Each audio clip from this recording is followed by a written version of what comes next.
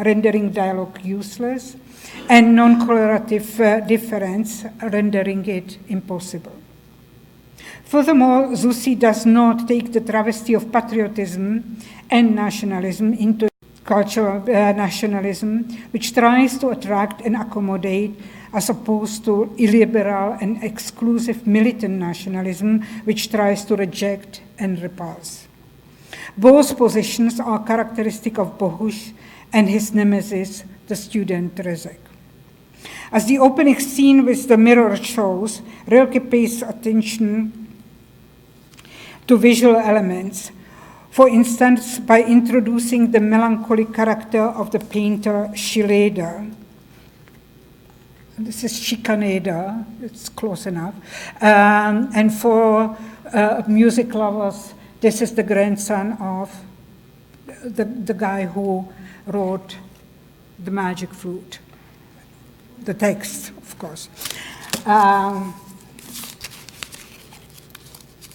And he does the dreamy pictures.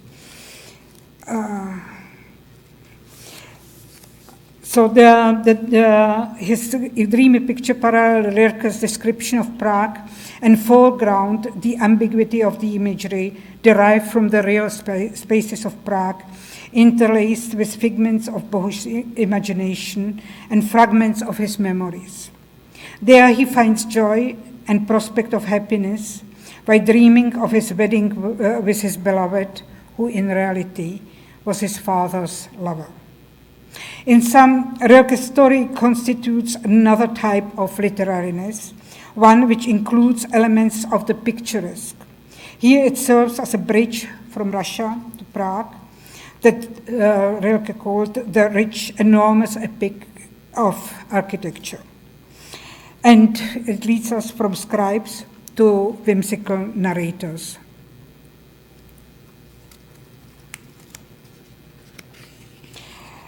Rilke presents simultaneities of chance encounters between the actual and the oniric, and concurrently lays bare the simultaneities of the city and Europe at the turn of the century.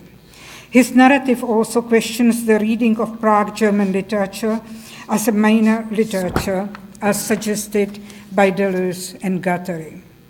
This concept seems to ignore what the historian of the Jewish experience in Czech lands, Hillel Kýval, suggests. I quote Kýval: "The very categories German, Czech, Jew, liberal, communist, patriots, mystic, rationalist, orthodox, and assimilationist, you know what, existed in a state of perpetual movement, seeming to appear only to collapse, regroup, and melt away." Kýval refers to a later period, but Timothy Benson arrives at the similar conclusion when he talks about Central European avant-gardes, and therefore about the time to which Rilke, Kafka, and Hašek belong. According to Benson, neither avant-garde nor nation is a static, essentialist concept. Rather, they are signifiers that constantly shift through the dislocations of historical change. Nor can art exist as a completion or totality in a region where meaning is inherently fragmentary and contradictory due to the conditions under which culture functions. Based on a mixture of his diaries and correspondence, Deleuze and Guattari's study on Kafka does not take the specific historical context into account. This is especially irritating with regard to Kafka's description of the three impossibilities of writing as a Jew in Prague, based on a letter he wrote in 1921 when he was confronted with the new Czechoslovak state. The fact that Czech became the language of administration had an impact on Kafka, the lawyer, who had to mobilize the help of his brother-in-law. Furthermore, the complaint about the impossibility not to write, the impossibility to write in German, and the impossibility to write differently doesn't apply to his or Rilke's experience before the war, to which Yuri Lotman's description of the semiosphere applies.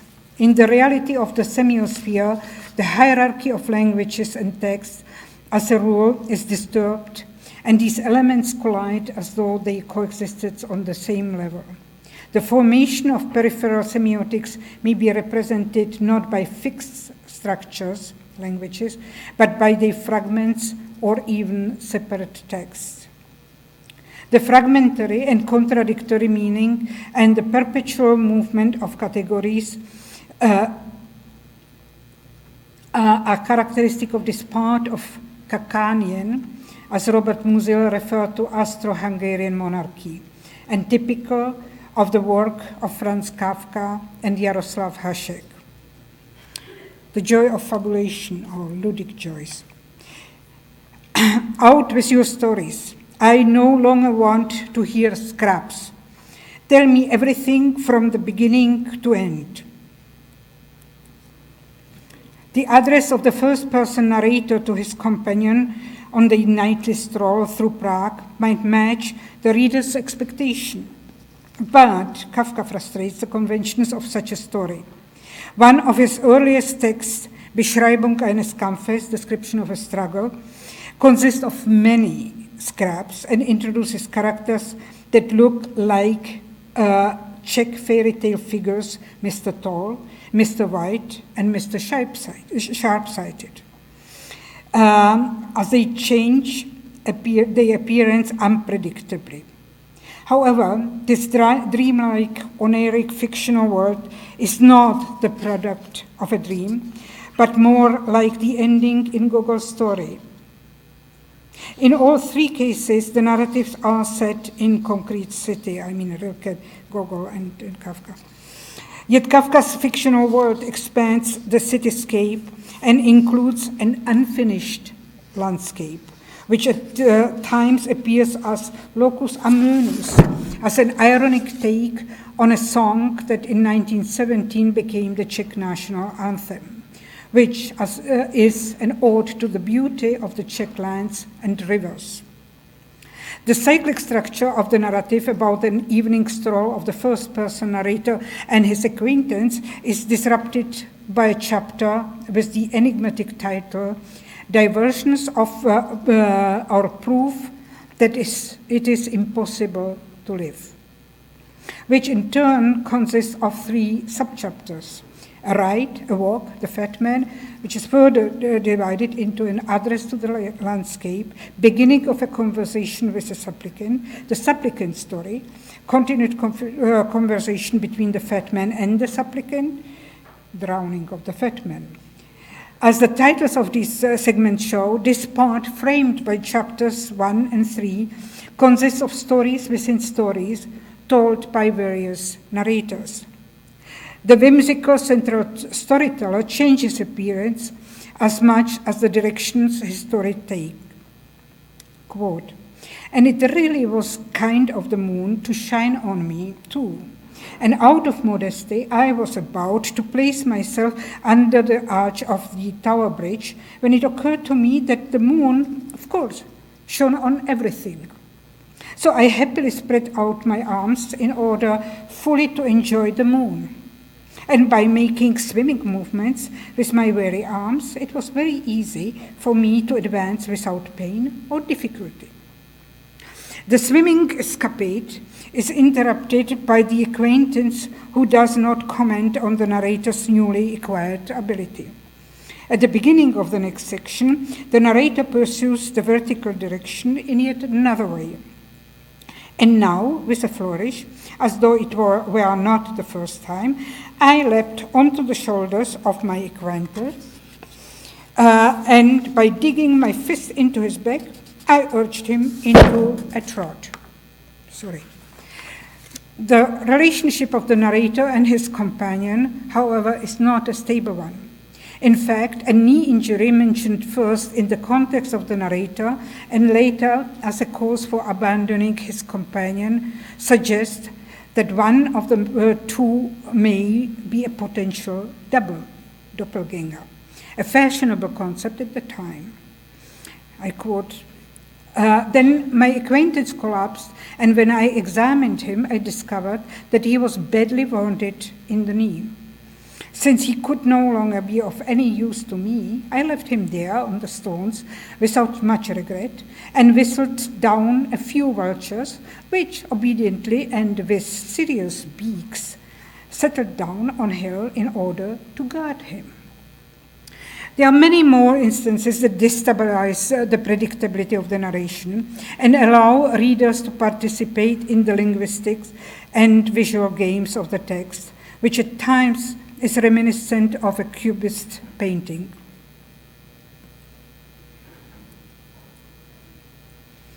In 1963, the Czech philosopher Karel Kosík published a groundbreaking article entitled Kafka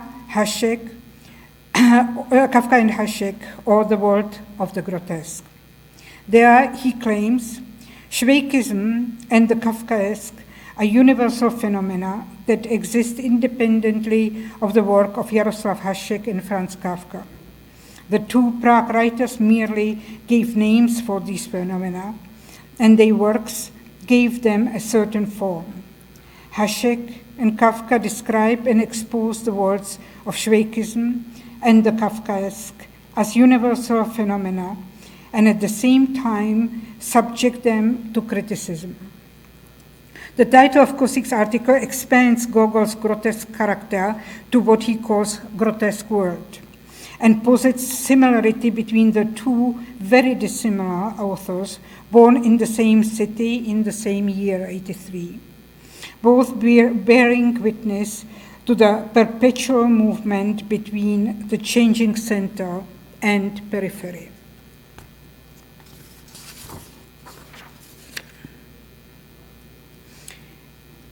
We can skip the next one. Jaroslav Hašek's novel Osudy dobrého vojáka Švejka za světové války, The Fortunes of the Good Soldier Švejk During the World War, published in 1923, introduced, according to Roman Jakobson, an internationally novel style of humor. The novel opens with the assassination of Ferdinand d'Este, almost exactly a century ago, but ends before the protagonist faces the trenches.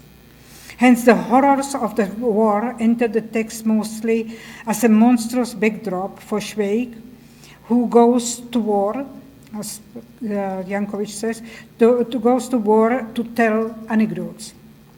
The cause of the war and the war itself have no particular significance, for, as Milan Kundera observes, in Homer and in Tolstoy, war had a perfectly comprehensible meaning. People fought for Helen or for Russia. Švejk and his companions go to the front without knowing why, and what is even more shocking, without caring to know. Hašek's grotesque universe evokes a big democratic pub, in which the assassinated Archduke Ferdinand d'Este is just like the Ferdinand who collects the dog manure, or the one who is a messenger for a chemist. To stay alive, to dodge that danger, Švejk becomes a creator of stories, someone who is command of another space-time continuum. The way he presents them and the popular oral tradition they evoke resembles urban tales. Švejk talks himself out of a precarious situation or situations, or as Milan Jankovic says, he escapes danger through his talk. Yet, unlike Scheherazade, he has to satisfy a variety of addressees. In his dangerous confrontations with superiors, Švejk's tales chain and embed a number of incongruous narrative elements, which Todorov finds typical also of the Arabian Nights. Indeed, what Todorov says about the Arabian Nights applies to many Švejk stories. By telling the story of another narrative, the first narrative achieves its fundamental theme and at the same time is reflected in this image of itself. Furthermore, like the narratives in the Arabian Nights, most of the yarns in Švejk are modeled on popular oral storytelling. Some resemble urban folklore, especially as found in the male talk of taverns and beer halls. Others are debased versions of sacred texts. Other again parody such simple forms, it's quoted by Joles, author, as the exemplum memorabilia, legend, and riddle. Thus Schweik asks the medical experts the riddle. Take a 3-storied house with 8 windows on each floor. On the roof, there are 2 dormer windows and 2 chimneys. On every floor, there are 2 tenants. And now, tell me, gentlemen, in which year the house porter's grandmother died?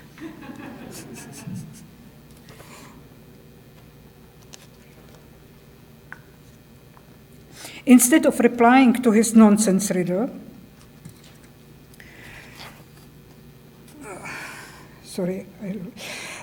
the experts declare Schweik a patent imbecile, for he expressed himself in terms such as, "Long live our Emperor Franz Josef," which utterance is sufficient to illuminate the state of mind of Josef Schweik.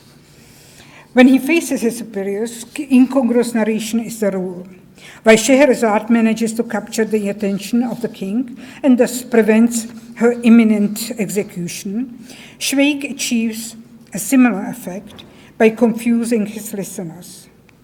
Unlike Scheherazade's king, who wants to hear the continuation of her story, Schweik's interlocutors are annoyed by his talk and order him to stop. Since the imperative of the German verb silent is schweig, keep quiet, the command may give a clue for his name. The fact that Schweik talks even in his sleep highlights his joy of fabulation. Compared with Kafka, Schweik and the other narrators in the novel do not change their appearance and are not allocated separate segments of the narration. They present a collective, a semiosphere with no constant center or periphery. Now we are moving to Joy of Collection, which Jean actually mentioned, so you know that I'm going to talk about Hrabal. You know one figure clearly. In the middle is Václav Havel, and the man who is talking with his pretzel is Bohumil Hrabal. Actually, the 2 guys are visiting Hrabal in his favorite pub. Okay, so this is the pub at Tigr, where I took my kids to show them Hrabal, but that's many, many years ago. And I did it very discreetly, so I didn't. In 1967, the writer Bohumil Hrabal introduced his audience to his favorite authors. His selection included writers who were forgotten or politically shunned, Hašek and Kafka among them. Incidentally, Kafka, the only non-Czech writer, even though that's iffy because with the name of Kafka, you have to have Czech roots. So,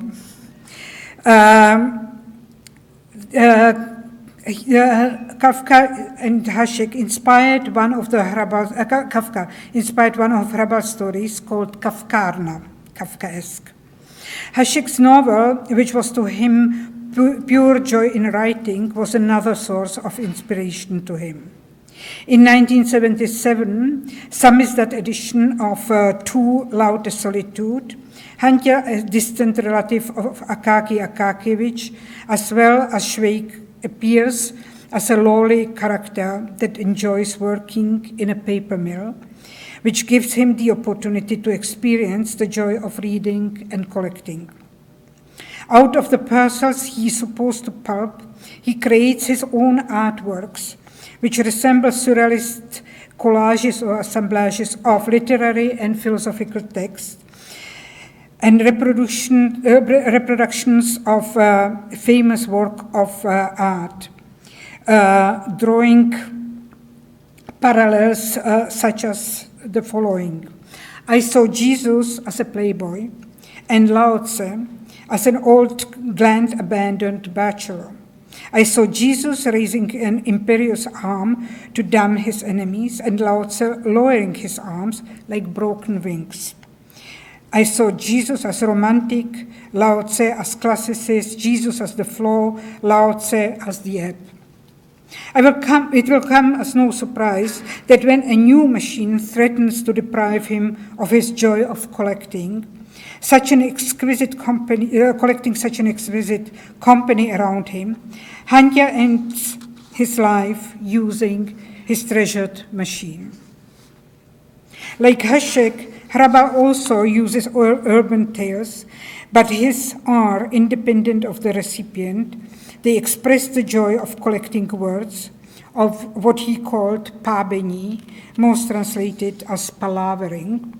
And James Wood characterizes it as an anecdote without end. Hrabal is an artist who places his quotes, allusions, references into his text, as Hantya does with his parcels. Inspired by both Kafka and Hutcheon, the magic appears within Hantya and his parcels. Another source of joy for Hantya are central heating rooms where men with higher education chained to their jobs, like dogs to their kennels, write the history of their time. I didn't explain the term samizdat, that was self-publishing in the 70s. And done by those guys in those basements. Okay, absence of joy. What Hrabal alludes to are those intellectuals who were deprived of their previous work after 1968 and had to perform all sorts of menial jobs. As Philip Roth writes in his Prague Orgy, the menial work is done by the writers, and the teachers and the construction engineers, and the construction is run by the drunks and the crooks.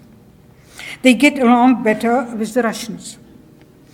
I imagine Styron washing glasses in a Penn Station barroom, Susan Sontag wrapping buns at a Broadway bakery, Gore Vidal bicycling salamis to school lunchrooms in Queens. I look at the filthy floor and see myself sweeping. Hrabal himself was not able to publish his book before 1950, books, all of them, in a time in which Milan Kundera describes in his novel, The Joke. He mentions in The Curtain, an essay in 7 parts, that the novelist is not a wallet to historians, but he himself captures the time in which joy was declared to be the historical optimism of the working class. It was an ascetic joy, festive joy, simply joy.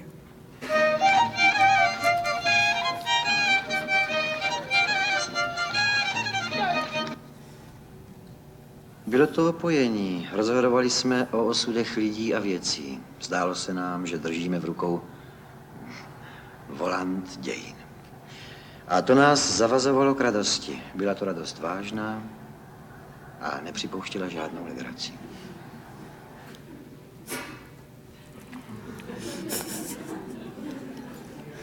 I leave them. I think they're fabulous. This absence of individual joy could be expressed, as Kundera shows, in 2 ways. Through sex, or rather eroticism, and jokes. Both were absent as literary topics in permitted publication in times of ascetic joy and optimism, a period of predictable derivative works which adhere to the principles of socialist realism and could be described as socialist kitsch, that both conformed to current ideological proclamations and were accessible to the masses. By contrast, Kundera's literary works of the 60s were considered subversive not only because of the subject matter he used, the lack of joy in times of officially expressed optimism, but also because of the fact that he abandoned linear stories and introduced a polyphonic structure. An epitome of socialist realist kitsch was the statue of Stalin. Now we have to say goodbye. They are equally good. That uglified one of the most visible public spaces in Prague. It was the largest group statue in Europe.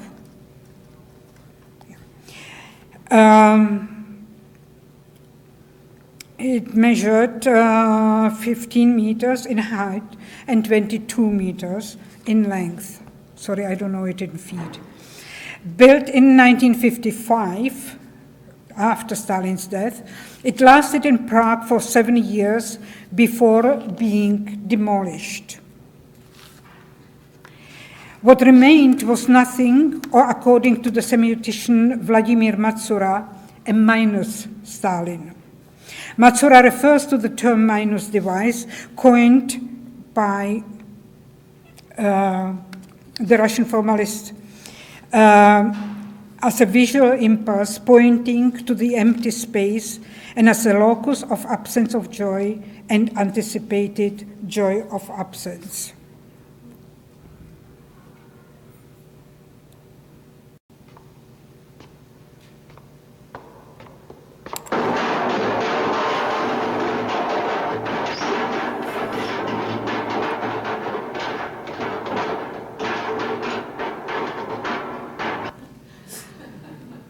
Okay, so it's a wonderful film. After 1989, some alternative artists organized art installations there in the basement, sanctioned by the presence of the new President of the Republic, Václav Havel, who expressed the joy of absence by calling the newly used basement the space of joy. In 1991, a metronome erected atop the massive stone planks began to indicate the tempo of the city, combining the visual impulse with an absent acoustic one, marking the changed urban history, the city as archive of absence, Linda Hutcheon, but that would be a topic for another talk. For now, I hope I have stirred some joy of comparison.